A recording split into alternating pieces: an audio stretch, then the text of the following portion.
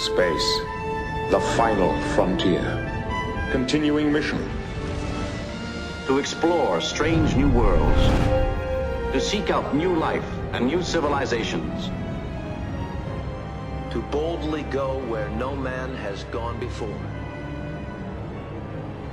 I fear for our future.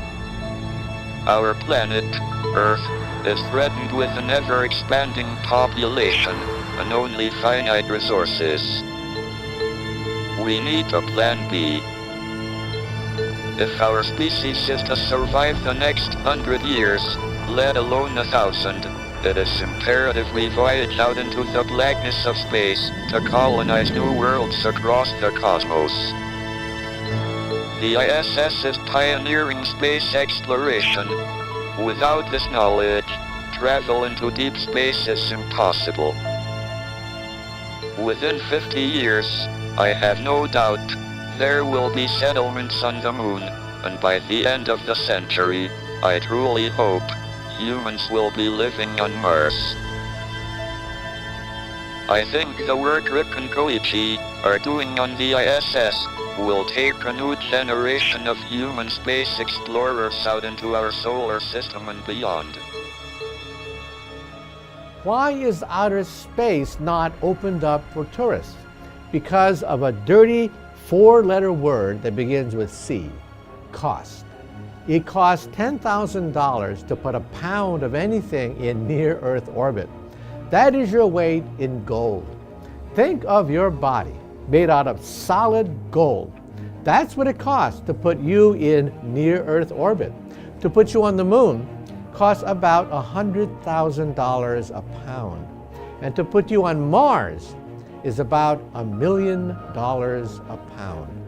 So you're talking about your weight in diamonds to go to the planet Mars. Thinking about what the bioethical issues are for space travel, for current space travel in the space station and the shuttle, particularly around medical issues. Treating people in space is different than treating them on Earth, but also projecting into the future, into what we at NASA call long-duration space flight beyond low Earth orbit. Of course, the moon is about 240,000 miles away. Mars is 14 million miles away. As we move into these longer duration space flights, it changes everything. We have to think about doing real-time medical care. Drugs metabolize different in zero gravity, or microgravity as we call it, and we have to begin to think about how do we test drugs? How do we think about medicine in space? If you were equipping a craft to go to Mars, what do you put on it and what don't you put on it? One of the big issues in spaceflight is mass, or up mass, and that's NASA's term for weight, basically. For every ounce you put on the craft, you have to take something off.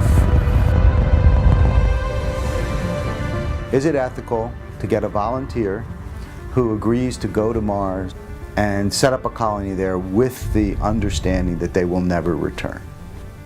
The tougher question, or the previous question to that was, is it ethical to send someone to Mars in an exploratory capacity, knowing they'll never return, but with the assumption that they will die early? That is, we'll send them there, there's no way for them to get back. Eventually their food or their oxygen will run out and they'll die. This second iteration of that question now is it okay to send someone to Mars having set up some kind of habitat there that will keep them alive for the rest of their life, however long that is, but they will die there and never be able to return to Earth? And the justification that lots of people give, or the historical example that they give, is early explorers who often went on explorations without a reasonable assumption that they'd be able to return. There are private enterprise talking now about starting colonies on Mars. If they're there, they're going to have to grow food. That means introducing biological life to Mars aside from just human beings. But there is a real ethical tension there about what right we have to begin to colonize other planets and turn them into some kind of a version of Earth.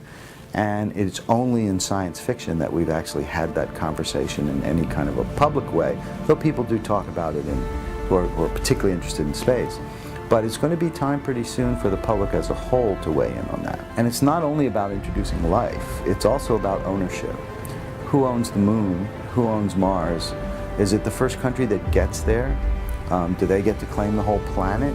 Or are we going to try to make these either distributed around the world or make them public resources so that nobody really gets to own the moon or Mars? So there are all of these interesting questions in clinical ethics and research ethics, but that's only the beginning of the ethical questions in space.